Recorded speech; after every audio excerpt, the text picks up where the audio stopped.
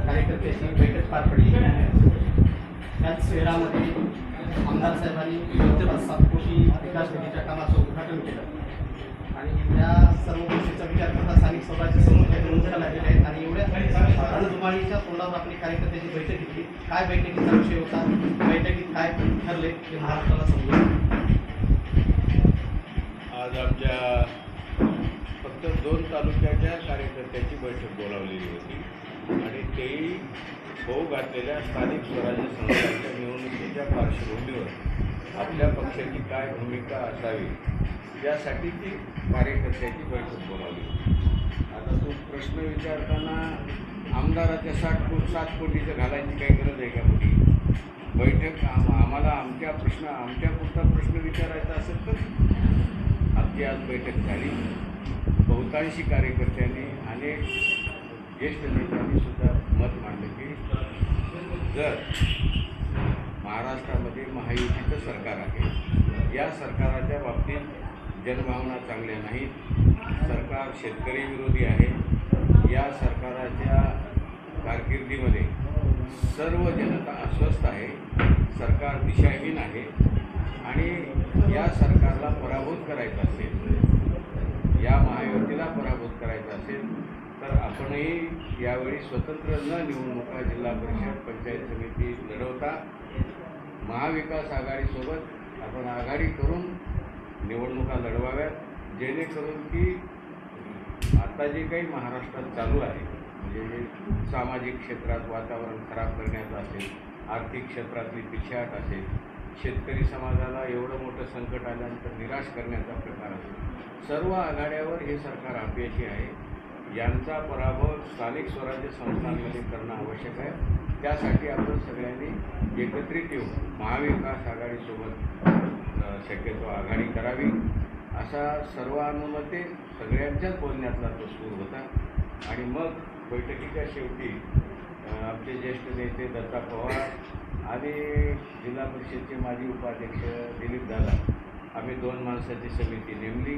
त्यांना सांगितलं की बाबा पुढच्या काळामध्ये महाविकास आघाडीच्या नेत्याबरोबर तुम्ही संपर्क करा, त्यांच्यासोबत बैठक करा, काय वाटाघाटी करा आणि त्या बैठकीचा निर्णय असा झाला की येणाऱ्या सगळ्या स्थानिक स्वराज्य संस्थेच्या निवडणुका हा महाविकास आघाडीबरोबर जाऊन लढवायचा असा निर्णय झाला। महाविकास आघाडीसोबत एमआरएसचा निर्णय झाले म्हणजे चर्चा झाली, निर्णय झाला, अधिकार आपण पक्षाचे कमिटीला दिलेले आहे। तर आपल्या कुटुंबातून कोण उत्सुक आहे आणि कुणाला उमेदवारी द्यायचं ठरले आणि कुठल्या गटातून आपण प्रयत्न करणार? उत्सुक वगैरे नाही, उत्सुक तर सगळ्याला मुख्यमंत्री वाटते, उत्सुकाचा विषय नाही, पण काही कार्यकर्त्यांनी त्या क्षेत्रातल्या मला वाटते रायवाडीच्या श्रीराम 5-6 गावातल्या कार्यकर्त्यांनी सांगितलं की बाबा गेल्या वेळी दिलीप दादाला तुम्ही दिल्या नाही आणि आपल्या घरचं कलंबर सर्कल होतं, खरं तर कामही चांगले दिलीप दादाने केले, पण त्यांनी नंतर त्यांच्या भाषणात खुलासा केला की बाबा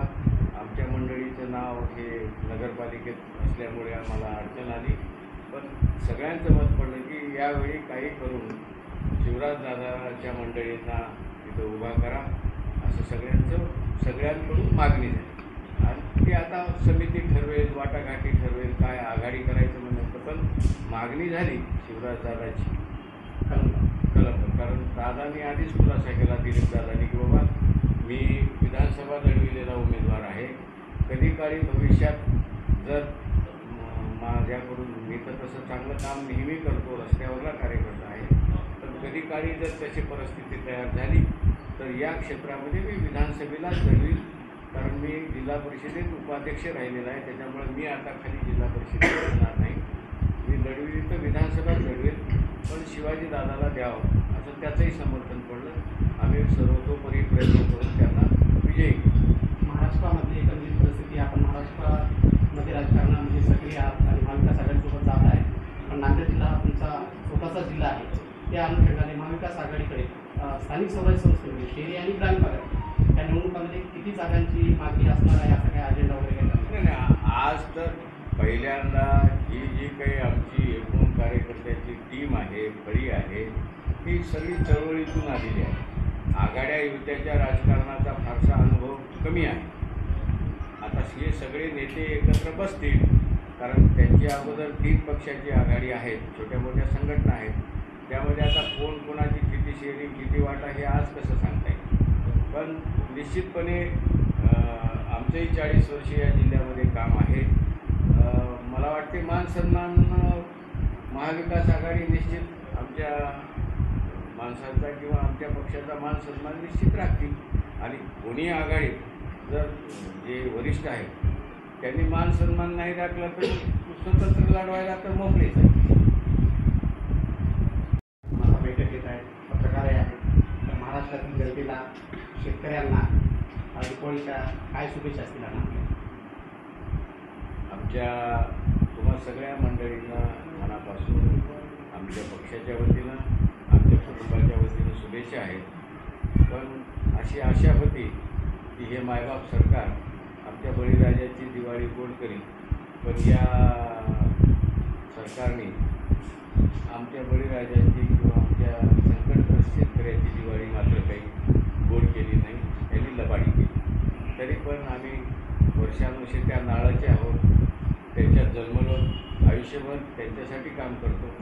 आमची सगळी शेतकरी समाजाला आणि ग्रामीण समाजाला आणि सर्व कष्टकरी समाजाला आमचं सांगणं आहे की घाबरू नका. सरकार येतात जातात, ज्यांनी बैमानी